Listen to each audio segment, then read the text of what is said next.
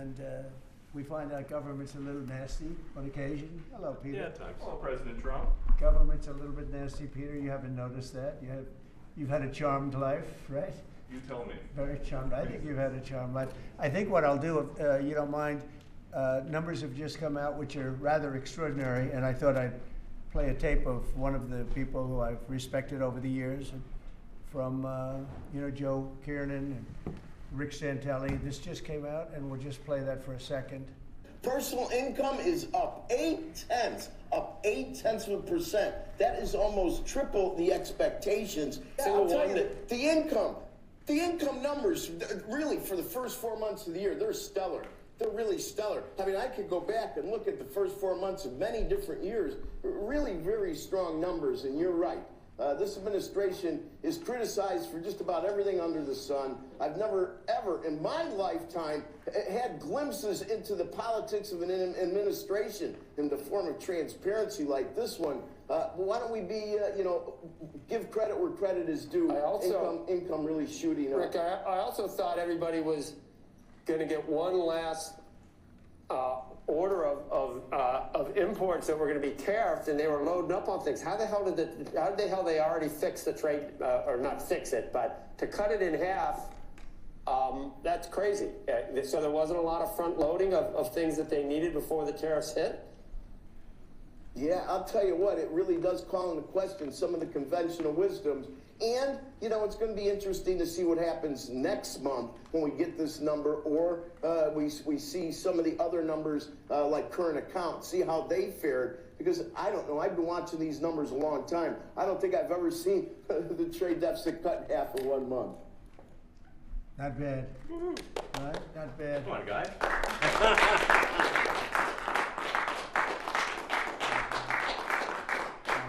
I see Howard and Scott are here, so it's great. You guys want to stand over here? You might as well. You're the ones that help produce those numbers, and it'll only get better. The tariffs are so important, and that's why we were so happy with the decision yesterday where the tariffs continue, because without the tariffs, our nation would be imperiled.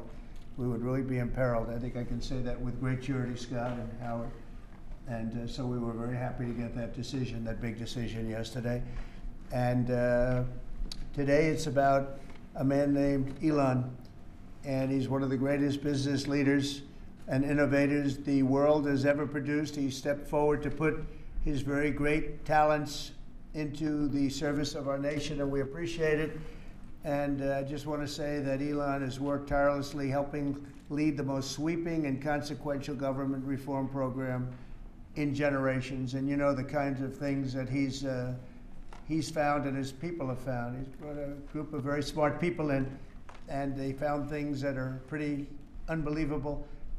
I have to say that the numbers that we're talking about are substantial, but they're going to be very much more substantial with time, because many of the things that we're working on right now, we're going to have to remember Elon as we find them, but the numbers could double and triple because many things, we don't want to go out with them until we're sure, but we've found things that are unbelievably stupid and unbelievably bad. With the Department of Government Efficiency, Elon's delivered a colossal change in the old ways of doing business in Washington. DOGE has installed geniuses with an engineering mindset and unbelievably talented people in computers. I actually asked Elon one time, what's their primary thing? And they have a lot of primary things, all having to do with being smart. But he said the thing that they're really the best at is working with computers, so that they can't be outsmarted by somebody that's not so honest, that happens to also be good with computers, but not as good as these people. But the mindset in the senior ranks of every federal department, and it's really changed. And with Elon's guidance, they're helping to detect fraud/waste and modernize broken and outdated systems. So as you know, we're talking about various systems and changing systems. And, sadly, it takes a long time to do that. You'll change, let's say, a system at IRS and computerize it properly, where the job can be done in 1/10 the time, but it takes sometimes years to rebuild those systems. But we've started, in many cases we've started. I will say that this has less to do with Elon, but the air traffic control systems, we're bidding out to the best companies in the world, those systems right now. They were what the previous administration was horrible what they did. They spent billions and billions of dollars, and in the end, it didn't even come close to working. They tried to hook up wire to copper, and it can't be done. And they just spent billions of dollars and just wasted money. Actually made the system much worse. So we're going to get a brand new modern system. Congress is working with us on that, and we're going to get it done as quickly as we can. But it's in the works, and once it's done, it'll be good for 30 years. But we have a system that's 48 years old and would have a modern computer hooked into a very outdated computer, and they don't hook up. I mean, they didn't hook up. So after spending billions of dollars, they turned on the system, and in never any cases from local to countrywide, they never worked. More than 75,000 bureaucrats have voluntarily left their taxpayer-funded jobs to come out and really do the job. Countless wasteful and unnecessary contracts have been terminated, and you know that we have terminated many, many contracts, and many contracts, Elon, are right now being looked at, yes. And it may be 6 months, it may be almost a year in some cases. We're going through procedures, we're going through courts, and we'll remember you as we announce billions of dollars of extra waste, fraud, and abuse. Just as an example, DOGE canceled $101 million for DEI contracts at the Department of Education, $101 million, and that was just a small section of the Department of Education. $59 million for illegal alien hotel rooms in New York City, and the landlord never made the kind of money that he made in the last short period of time. $59 million to a hotel in New York City, $45 million for diversity, equity, and inclusion scholarships in Burma. In Burma, does anyone know about Burma? $42 million for social and behavioral change in Uganda. $40 million to improve the social and economic inclusion of sedentary migrants. I can say it's $2 billion to Stacey Abrams and her environmental movement. There was $100 in the account, and all of a sudden they found $2 billion in the account. And I assume that's being looked at. I don't know, I'm not sure, but I assume that's being looked at. Think of that, $2 billion. And then Lee will tell you there's another one over there for $20 billion being spent on another environmental. 20 billion, not 20 million, a lot, not 200,000, which is a lot. So think of it, in her case, you have $100, and now all of a sudden she gets hit with an infusion of $2 billion just before I take office. $20 million for Arab Sesame Street in the Middle East.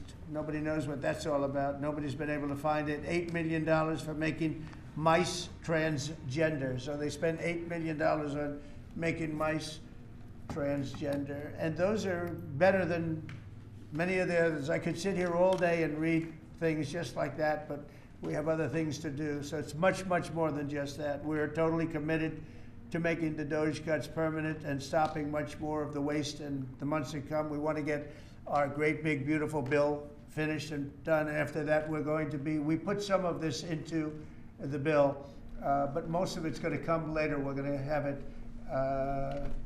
cauterized by Congress, affirmed by Congress. In some cases, we'll make cuts. In some cases, we'll just use it in a different layer to save the money, but it's hundreds of billions of dollars. DOGE has also fully modernized the federal retirement process and continues to work very hard on the IRS modernization, but we're taking that over with DOGE. Many of the DOGE people, Elon, are staying behind, yes, too, so they're not leaving. And Elon's really not leaving. He's going to be back and forth, I think. I have a feeling. It's his baby, and I think he's going to be doing a lot of things. But Elon's service to America has been without comparison in modern history. He's already running one of the most innovative car companies in the world. You look at his factories and compare them with some of the old factories we have, and it's a big difference. And the most successful space company, and I guess in history you would have to say the largest free speech platform on the internet, etc. Yet Elon willingly, with all of the success, he willingly accepted the outrageous abuse and slander and lies and attacks because he does love our country. I know that very much. He loves our country. He comes from another country, a country that's going through trials and tribulations, I would say. But he's all about the USA, and Americans owe him a great debt of gratitude. So I just want to thank Elon for his time as a special government employee. Can you imagine? They call him an employee, but it's a special government employee, and for coming and helping us. And he really has changed the mindset of a lot of people. A lot of people thought, you know, maybe we'll cut 1% or 2% or 3%. Then they said, wow, we can cut a lot more than that. And we're going to do it very surgically. We're going to continue on the march. We're making America great again. When I was in Saudi Arabia, and we were in, as you know, 3 really great countries, predominantly the 3. Qatar was great, UAE was great, Saudi Arabia, incredible.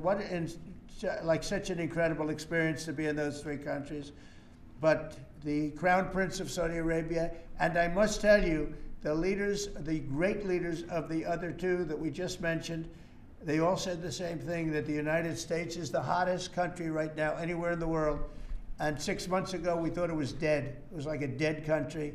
And it would have been a dead country if we didn't have the right result on November 5th. It would have been a horrible, horrible situation was going on with the borders, with transgender for everyone, men playing in women's sports, and so much more. But they were saying the hottest country anywhere in the world. And then I played that little clip because I was one person who's respected, or 2 people, because Joe was in that one too. Joe's a good man. But that was one group of people saying something about the success of what we've done over the last 4 months. They cannot believe it. In the one case, they said they've never seen anything like it as long as they've been doing what they've been doing. They've been doing it for a long time. So I just, I want to thank Elon for helping. And again, you know, the United States right now is the hottest country anywhere in the world. There's no country as hot, and we're doing really well. We came, when I left, we had no wars, we had no problems. We defeated ISIS, we rebuilt our military, and we had no inflation. And when I came back, we had a lot of inflation. We had wars all over the place. We had the embarrassment in Afghanistan where we gave up billions and billions of dollars of military equipment, the most embarrassing moment in the history of our country, I believe. I believe that strongly. We have Russia with Ukraine. We had the attack on Israel in October, the horrible attack, October 7th. Horrible, horrible attack. Nobody's ever seen anything like it. And now we have something where we're really healing a lot of that. We stopped India and Pakistan from fighting. I believe that could have turned out into a nuclear disaster. And I want to thank the leaders of India, the leaders of Pakistan, and I want to thank my people also. We talked trade.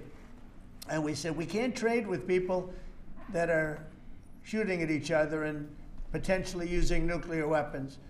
And they're great leaders in those countries, and they understood, and they agreed, and that all stopped. And we're stopping others from fighting also, because ultimately we can fight better than anybody. We have the greatest military in the world. We have the greatest leaders in the world. We put one of them in charge of the Joint Chiefs of Staff, as you know, General Raisin Kane, and we wiped out ISIS, completely wiped out ISIS in 3 weeks. They said it would take 5 years, and we did it in 3 weeks. And that's the way it is, but we don't want to have to use our military. We want to be peace through strength when we can, and that's the way we're going to have it. So I just want to thank Elon and all of his people. Most of those people are staying, almost all of them are staying, and they're going to be with us. And you're going to see the results coming long into the future. Even a year and 2 years later, you're going to see a lot of the results, and those hundreds of billions of dollars are going to be adding up, and they're going to continue to add. It'll be interesting, really interesting to see what the final number is going to be. But again, Elon gave an incredible service. Nobody like him, and he had to go through the slings and the arrows, which is a shame because he's an incredible patriot. The good news is that 90% of the country knows that, and they appreciate it, and they really appreciate what he did. And I gave him a little special something we have here. Thank you. A very special, that I give to very special people. I have given it to some, but it goes to very special people, and I thought I'd give it to Elon Thank as you. a presentation from our country. Thank you. Thank you, Elon. Thank you. Take care of yourself. Thank you. You see the lock. The lock on this is amazing. That's right. Large lot. Well, let me say perhaps a few words that this is not the end of Doge, but really the beginning. My time as a special government employee necessarily had to end. It was a limited time thing. It's 134 days, I believe, which ends in a few days. So, so that it comes with a time limit. But the Doge team will only grow stronger over time. The Doge influence will only grow stronger. It's I'd liken it to sort of Buddhism. It's like a way of life. So it is permeating throughout the government. And I'm confident that over time we will see $1 trillion of savings and a reduction in $1 trillion of waste and fraud reduction. The calculations of the Doge team thus far, in terms of an FY25 to FY26 delta, are over 160 billion, and that's climbing. We expect that number will probably go over 200 billion soon. So I think the Doge team is doing an incredible job. They're going to continue doing an incredible job, and I'll continue to be visiting here and be a friend and advisor to the president, and I look forward to times being back in this amazing room. By the way, isn't this incredible? Look at this incredible. I mean, it's stunning. I think the way that the Oval Office, how the president has just completely redone the Oval Office. It's beautiful. I love the gold on the ceiling. Thank you. It's pretty nice. Yeah. That's been there a long time. That was plaster. Nobody ever really saw it. They didn't know the eagle was up there, and we highlighted. It's essentially it's a landmark, a great landmark, and that's 24 karat gold, and everybody loved it, and now they all see it when they come in. So it's been good. The Oval Office finally has the majesty that it deserves, thanks to the president. So I look forward to continuing to be a friend and advisor to the president, continuing to support the Doge team. And we are relentlessly pursuing $1 trillion in waste and fraud reductions, which will benefit the American taxpayer. So that's it, really. Thank you, Mr. President. Thank you. All right. Great job. Thank you, President Trump. The president mentioned that you had to deal with all the slings and arrows during your time at Doge. There's this New York Some of the people, some of the media organizations in this room were the slingers. Well, so there is a New York Times report today that accuses you of blurring the line between. Is the New York Times, is that the same publication that got a Pulitzer Prize for false reporting on the Russiagate? Is it the same organization? I gotta check my Pulitzer. I think counter. it is. It is. But so I think the judge just ruled against the New York Times for their lies about the Russiagate hoax, and that they might have to give back that Pulitzer Prize. That New York Times. Let's move on. Okay, then Next President question. Trump, I got one for you. I got one for President Trump. So President Trump, Biden aides who used to work here are in talks with Republicans in Congress to go and testify about what they did or didn't do to possibly conceal President Biden's decline.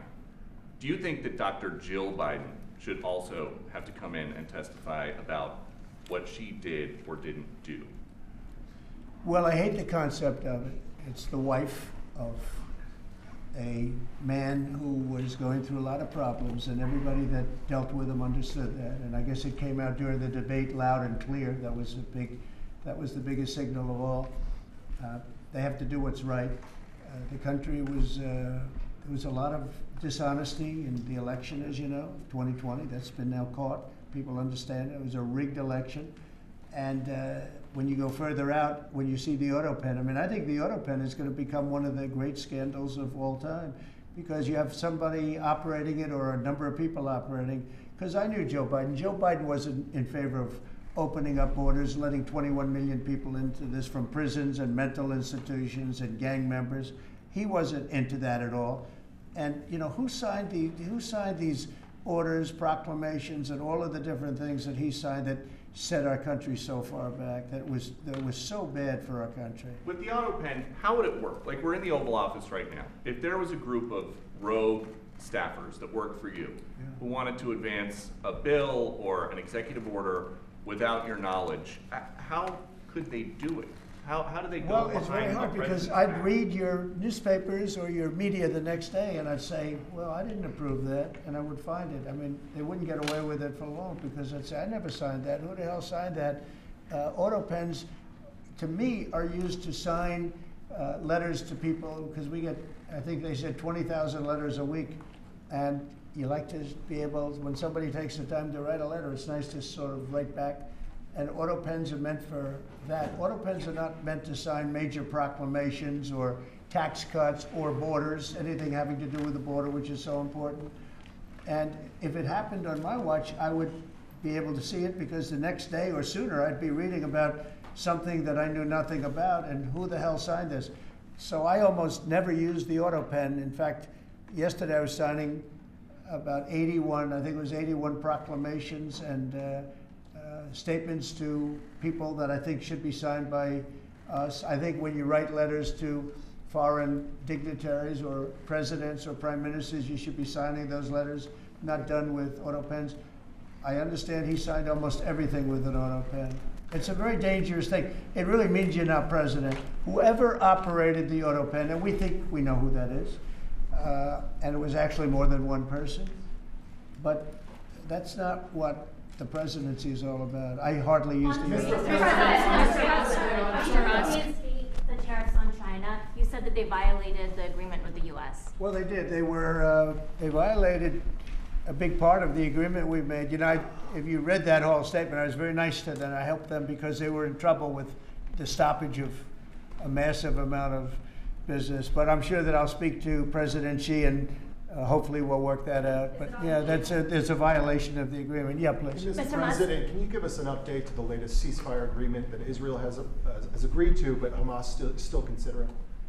Well, they're very close to an agreement on Gaza, and we'll let you know about it during the day or maybe tomorrow, and we have a chance of that. And I think we have a chance of making a deal with Iran also. They don't want to be blown up. They would rather make a deal, and I think that could happen in the not too distant future. That would be a great thing if we could have a deal without bombs being dropped all over the Middle East. That would be a very good thing. They can't have a nuclear weapon. We want them to be safe. We want them to have a very, very successful nation. Let it be a great nation, but we can't have that. They cannot have a nuclear weapon. It's very simple. And I think we're fairly close to a deal with Iran. Mr. Musk, I have a question for Elon. Yeah, please. You said just now that you look forward to being a friend and advisor to the president. So do you expect to continue advising the president and Doge informally, or are you going to sort of shift your focus entirely to your companies? Well, I expect to continue to provide advice, whatever the president would like, advice. I hope so. I mean, yeah, I expect to remain a friend and an advisor, and certainly if there's anything the president wants me to do, I'm at the president's service. Mr. Musk, on Doge, you said that there was $1 trillion promise for cuts from Doge. Yes, I think we do expect over time to achieve the $1 trillion. But what have you found in your time here was the biggest roadblock to getting those cuts? Was it the cabinet, or was it Congress, or something else? What was the biggest roadblock from your work? It's mostly just a lot of hard work. It's really not any one person or Congress. It's going through really millions of line items and saying just each one of them makes sense or does not make sense. Obviously, at times when you cut expenses, those who are receiving the money, whether they're receiving that money legitimately or not, they do complain. And you're not going to hear someone confessing that they received money inappropriately. Never. They're going to always say that they received money appropriately for an important cause. Naturally, that's what you'd expect. So we just have to. It's just a lot of work going through the vast expenses of the federal government and just really asking questions. What's this money for? Are you sure it's actually being used well? Many times we can't even find anyone who defends it. So for a lot of the expenses, there is actually no defender at all. And then we have to just work through the process of stopping the spending, where there's often literally no defender. Nobody even knows why the money's being spent. It's truly absurd. I mean, we find situations where there are millions of software licenses with 0 people using them. Zero. Exactly. This is the quizzical expression. You're like, surely, if there's millions of software licenses, someone should be using them. No, and then we've got to go through the process of saying, okay, look, if no one's using the software, we can terminate this software license agreement. That's everywhere in the government. Mr. Musk, what do you think would be easier, colonizing Mars or making the government efficient? It's a tough call, but I think colonizing Mars and making life multi-planetary is harder. And as I said, we do expect to achieve over time the $1 trillion of savings. We can't do it in like a few months, but if you say by I think the official end of Doge, which the president may choose to extend, is the middle of next year. Say by the middle of next year, with the support of the president and Congress, could we achieve $1 trillion of savings? I think so. We're on track to do so. Do you have faith that Congress is going to? Mr. Musk, thank you, Mr. President. You had mentioned earlier in the week that Doge had become a whipping boy, and as the president mentioned, you went through a lot to go through this process. Yes. Was it worth it for you, and what would you change? Yes, so what we found was happening was that if there were any cuts anywhere, then people would assume that was done by Doge. And so we became like essentially the Doge boogeyman, where if so any cut anywhere would be ascribed to Doge. A friend of mine's daughter, who's at law school at Georgetown, thought that Doge had cut the Senate, the internships, the legal internships for the Senate, and we have nothing to do with that. So if they have been cut, it's not to do with us, just as an example.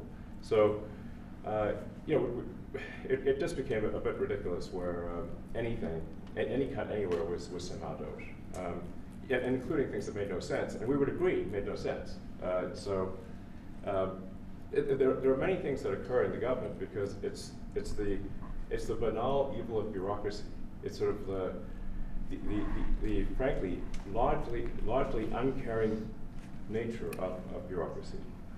It's as the great Milton Friedman said, money is spent most poorly when it is someone else's money being spent on people you don't know, and that's how federal spending is. And then you can't really even blame the individuals because the way the government works is complaint minimization.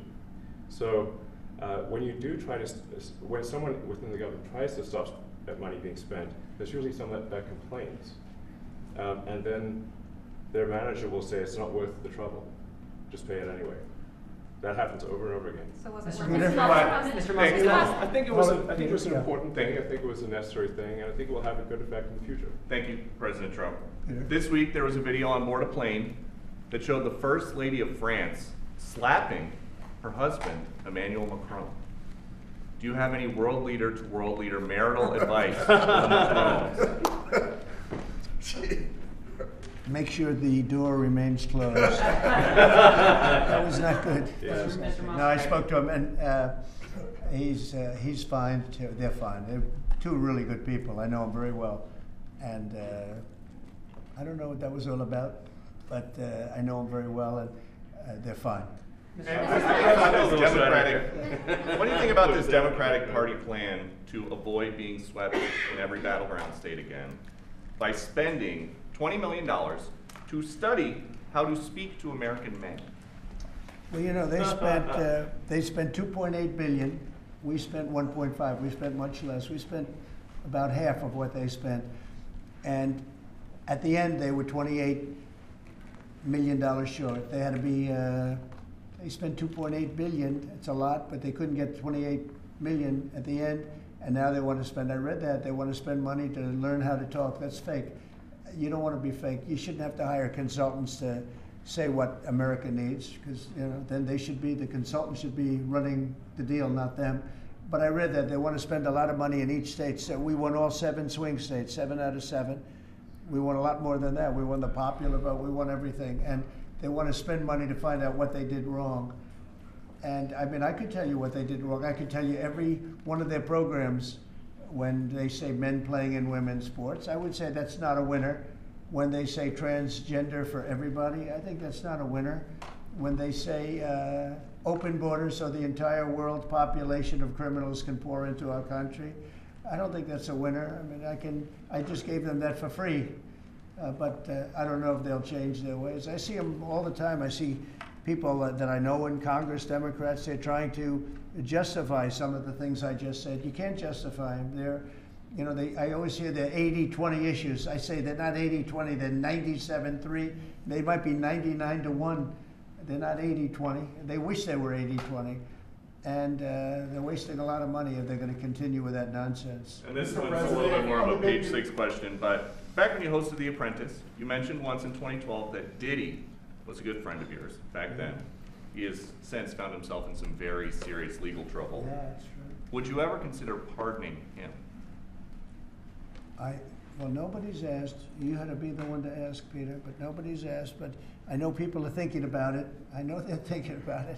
I think people have been very close to asking. First of all, I'd look at what's happening, and I haven't been watching it too closely, although it's certainly getting a lot of coverage. I haven't seen him. I haven't spoken to him in years.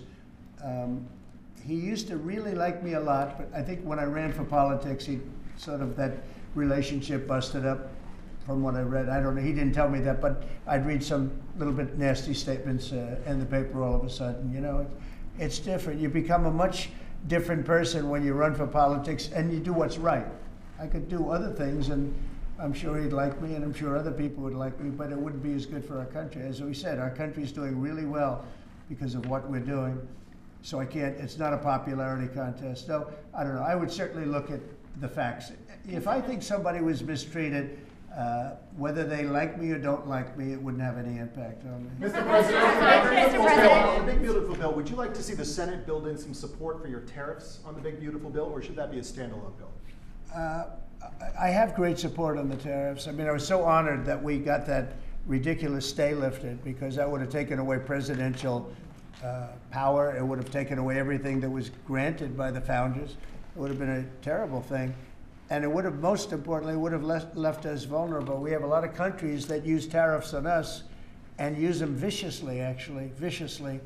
And if we didn't have the power to use tariffs on them, and instantly, not when you go back to Congress and try and get hundreds of people to agree on something, that would take months to get just one simple proclamation. If we didn't have the power to counteract their powers, you wouldn't have a country left. We have to act fast. We have to be fast and nimble, as they say. And that was a really great moment, I think, yesterday when that stay was lifted. And hopefully now we'll go to court and just win that battle. Because if we don't have the power to do what they're doing to us, we are going to be a great nation no longer. Quickly, Mr. President, Elon Musk was once idolized by folks on the left in this country before joining your administration. Now he's considered a hero by conservatives. Why do you think this man, what he's done in American life, has been so politicized? Does it only have to do with you? His life has been amazing. I mean, I look at so many different things. I look at that rocket being, you know, guided back into position. I've never seen that before. I thought it was a space movie. I thought it was a movie. You look at what he's done in terms of communication, it's been unbelievable. So many different, even tunnels going underground, not having to go through all the process of going, you know, he's got a company that does that. He's got so many different companies. Starlink, as an example, he saved a lot of lives, probably hundreds of lives in North Carolina. I don't even know if you remember, but I called you. They needed Starlink in North Carolina. And I didn't know what the hell Starlink was. I said, what is it? Who owns it? He said, do you know Elon Musk? I said, yeah, I happen to know the gentleman. This was before his government stay. And they said, we really need it, because North Carolina was literally became an island. It was, people had no communication. They had no access to anything, and they were dying. And I called up Elon, and you can't get it because it's so successful. It's very hard to get. And he had so much of it brought over there, and they told me it was unbelievable. It saved a lot of lives. So, you know, he's just done a lot of things. I don't think, frankly, I don't think he gets credit for what he's done. But he's a very good person too. You know what? If he wasn't a good person, but he did the same things, you know, I'd probably maybe speak differently. He happens to be a really good person who loves the country. Mr. President, on the one big, beautiful bill, you had indicated this week that there were some things you didn't like about what had passed in the House. What changes do you want to see the Senate make? And you had also indicated there were things you didn't like about the bill. What would you be suggesting he push senators to change in their version? Well, Like I'll tell you, I'll negotiate. go first. It's an unbelievable bill. It cuts your deficits. It cuts, it's a huge cutting. But there's the things I'd like to see maybe cut a little bit more. I'd like to see a bigger cut in taxes. It's going to be the largest tax decrease or cut in the history of our country. I'd like to see it get down to an even lower number. I was shooting for a slightly lower number. I would have liked to have done that. But with all of that being said, when you look at the tax cut and the fact that the original tax cut, which made us so successful, we had the most successful 4 years in the history of our country, the economy, and this is going to be even better. And you see that by the reports that came out just yesterday or tonight. I guess they were released this morning at 8 o'clock. You see the kind of numbers where somebody that's a pro is like, whoa, I haven't seen numbers like this since I've been doing this. These are human emotions of professionals that have never seen numbers like, and we've just started. The bill is a great bill. It's going to be jiggered around a little bit. It's going to be negotiated with the Senate, with the House. But the end result is it extends the Trump tax cuts. If it doesn't get approved, you'll have a 68% tax increase. You're going to go up 68%. That's a number that nobody's ever heard of before. You'll have a massive tax increase.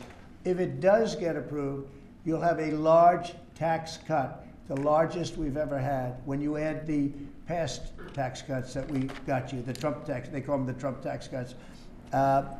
It's an amazing bill. It does amazing things. With all of that, it's going to be adjusted a little bit over the next coming weeks, and I think it's going to be passed. The Republicans want to pass it. With all of the great things it does, including an extension of debt, it's the extension. We have to extend the debt. If we don't extend debt, we're in default. Now, the Democrats might like our country to be in default, but in 250 years, we've never been in default. That was handed to them by a very well-meaning man that gave it to them because he thought it was the right thing to do. It could have been their problem before the election, but this man thought it was the right thing to do, and he was well-meaning. I don't hold anything against him for that, but that was put on our plate when it should have been on the Democrats. September 28th, a famous date. It should have been taken care of by the Democrats, but this person, a man of power, gave it to us so that in June that comes due. Well, we have to take care of that because if we don't take care of it, we have a country in default, and we don't ever want to have a country in default. I'll tell you, a certain senator, Elizabeth Warren, said that she would never, ever allow a default on our debt. She would never let it happen, and she would like to get rid of the debt ceiling, what's called the debt ceiling. I call it the debt extension because we really need an extension, that she'd like to see that gotten rid of. And there are many people that agree. Many Democrats agree with that. But we gave that through, and I don't want to say an error. He did it well-meaning. They gave that to us. It was a Democrat problem just before the election. Would have had a huge impact on the election.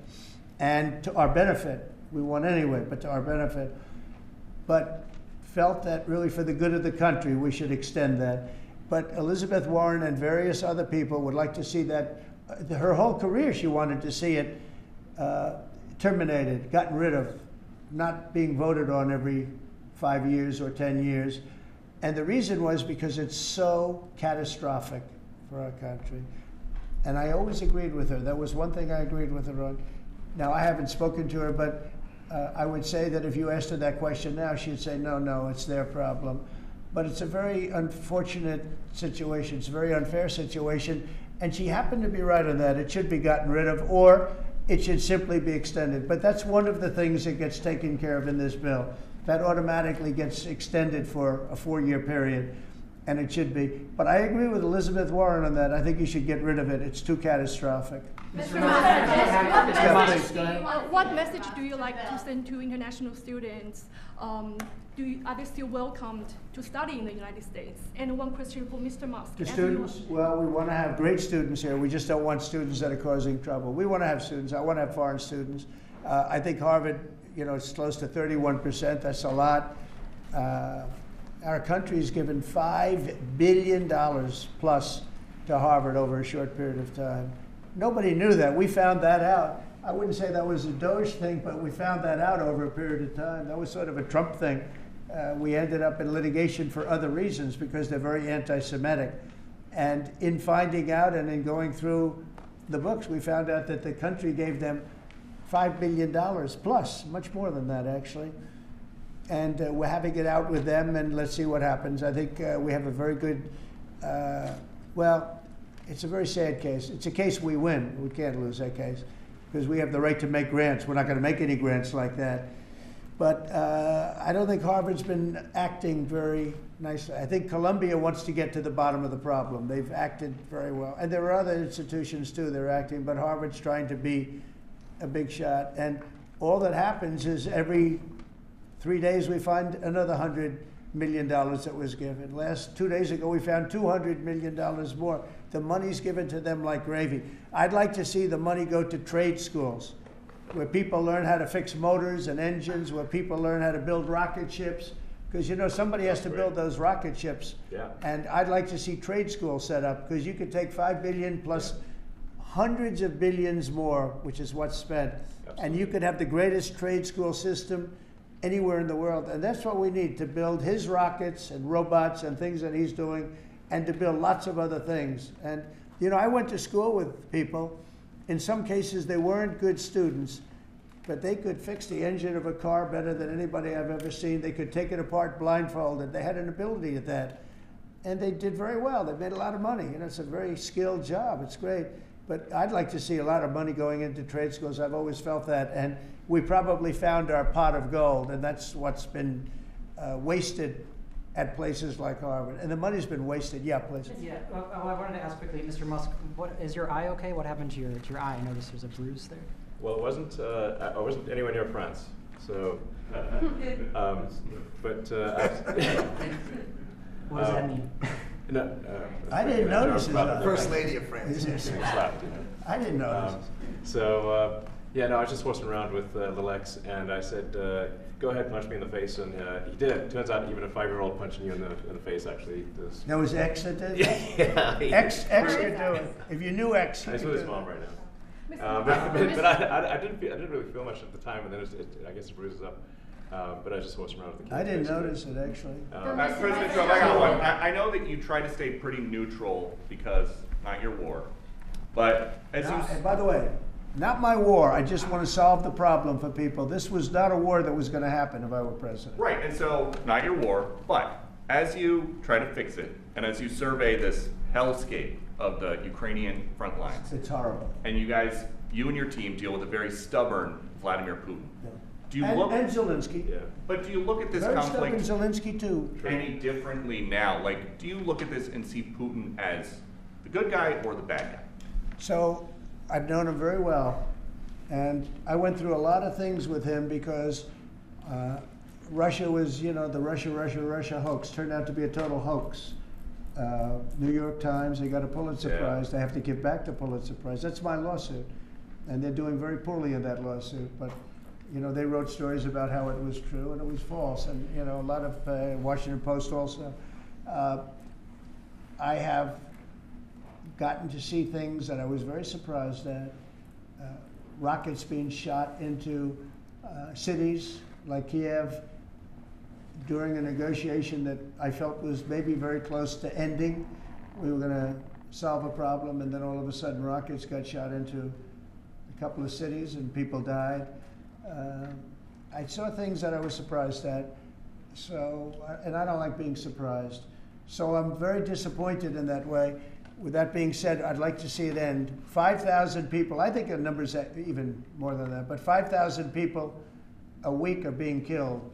Mostly soldiers, but also people that live in little cities and towns throughout Ukraine. And I'd like to see that stop. And I asked Caroline this yesterday, but I want to ask you directly. So many of the things that you're trying to do are held up in court right now. If the courts are going to have so much influence over U.S. policy, do you wish you would have just become a judge instead? Yeah, well, look, it wasn't meant to be that way. If you look at the founders, the president had certain powers, and you have your three groups, and they all had supposed to be pretty equal powers. But you can't have a judge in Boston running foreign policy in places all over the country because he's got a liberal bent or he's a radical left person. That's what the executive branch is for, and you have checks and balances. But we had millions of people pour into our country, many criminals poured into our country, murderers, mental institutions from all over the world being emptied out into our country. And if we don't get them out and get them out quickly, could lose your country very easily. This is a bad, that anybody would allow this to happen to our country. You know, with all of the things, we took over inflation, we took over some wars, we took over a lot of problems that didn't exist when I was president. None of it existed. We wiped out ISIS. Other than that, we had no wars. Putin was never going to hit Ukraine. Israel would have never been attacked. That attack, as you know, Iran had no money. They didn't have money for Hamas. They didn't have money for Hezbollah. They had no money whatsoever. That wasn't going to happen. All of these things that happened weren't going to happen. You wouldn't have had inflation. So it's very sad when I came back. But the thing that is the hardest is that they allowed 21 million people into our country, and many of those people are stone-cold criminals. They moved their criminal population into the United States, and of all the things that, you know, are bad, I solved inflation, I believe, already. I got the fuel prices down. The fuel prices came down. That's one of the reasons they screwed up the energy. They screwed up the cost of gasoline and oil and gas. And you had tremendous inflation, the greatest inflation probably in the history of our country under Biden. And when people said, oh, but the economy was, no, the economy was terrible for the people because they couldn't afford the energy. And the energy brought everything else up. Energy is the big deal. But with all of that, we solved that already. In 4 months, we solved it. $1.99, $1.98 gasoline. First time people have seen that in a long time since my term. But the hardest thing to solve is millions of people pouring into our country, many of whom are criminals. Because remember, these countries are smart. Their leaders are very street smart. They're sending the people that they don't want. They don't want the people that are there, that are law-abiding, that are productive, that are working hard. They want people that are in jails. We have them. They allow them to come in. And I always look to the other side, like, why would somebody do something? You know, in business, I try and study, why would they want to do this? Why would they want to sell it? Why would they want to buy it? One thing I can't figure out is what would an administration, what were they thinking when they allowed millions of people from prisons all over the world, not just from South America, Venezuela, all over the world, from the Congo in Africa, hundreds of people, thousands of people from the Congo, rough prisoners, from Asia, from Europe, rough parts of Europe. Why would they allow them to come into our country? Why would they do that? It's the one thing I can't figure out. And I don't believe it was Joe Biden. I really don't. I mean, look, he's been a sort of a moderate person over his lifetime, not a smart person, but a somewhat vicious person, I will say. If you feel sorry for him, don't feel so sorry because he's vicious. What he did with his political opponent and all of the people that he hurt a lot of people, Biden. And so I really don't feel sorry for him, but he wasn't a person that would allow murderers to come into our country. He wasn't a person that was in favor of transgender for anybody that wanted it, take kids out of families, et cetera, et cetera. So I just don't understand why a thing like this, how a thing like this could have been allowed to happen. Very sad. It's very sad for our country. President Trump, Go ahead. I think the fundamental moral flaw of the left is empathy for the criminals and not empathy for the victims. Empathy for the criminals, but not empathy for the victims. And there's been way too much of that. That needs to stop. To the president's point, there's been immense judicial overreach that is unconstitutional. That was never intended. And it's undermining the people's faith in the legal system. It needs to stop. It's gone too far. Mr. Musk, and just today, we had, just a couple of hours ago, we had a great decision from the Supreme Court, thank goodness, that was very important. We had two important decisions yesterday on the tariffs because, again, we have to be able to fight a fair fight with other countries. Howard, would you say we have to be able to use tariffs to fight people that use tariffs on us? I mean, if we didn't have that power of tariffs, we would economically be destroyed as a country because they will destroy us. Other countries will destroy us with unchecked tariffs. We can check them when we have the use. They tried to take that power away from us. And if you take that power away, we're not going to have a country. We won't have an economically viable country. But it's very important on immigration that we be able to get people out without having to go through a long court case. I mean, it was up to some of these judges. Every single one of these millions of people, criminals, prisoners that were let go from jails because they save a fortune when they do. They brought them into the United States. You know what they're saving? The money they're saving? But some of murderers, it's very important that we're able to get those people out of here fast, bring them back to their country where they belong.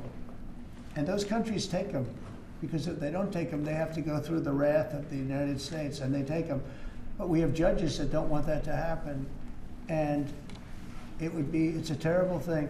That's going through the court system right now, that whole situation. But when ICE and with Border Patrol, they've done an incredible job. When they do this incredible job and they capture 100 killers and drug dealers, and we can't keep them for years here as we go through trials. We have to get them out rapidly, and we know who they are. We know who they are.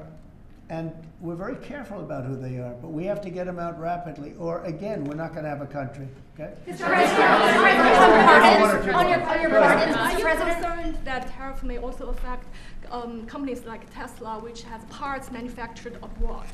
And this is also to you, Mr. Musk. Well, he's going to end up building his whole car here. I mean, I thought he built his whole car. Pretty much he does. He's got incredible factories in, like I looked at one in Texas. It's unbelievable. No, all of the manufacturers will build their parts here too. I mean, it used to bother me. They make a part in Canada, a part in Mexico, a part in Europe, and it's sent all over the place, and nobody knew what the hell was happening. I think it's ridiculous. You build a car, make it in America, and I gave them a little leeway on that. You know, I gave them some leeway. But over the next year, they've got to have the whole thing built in America. That's what we want. We want America to buy American-built cars. Thank you very much.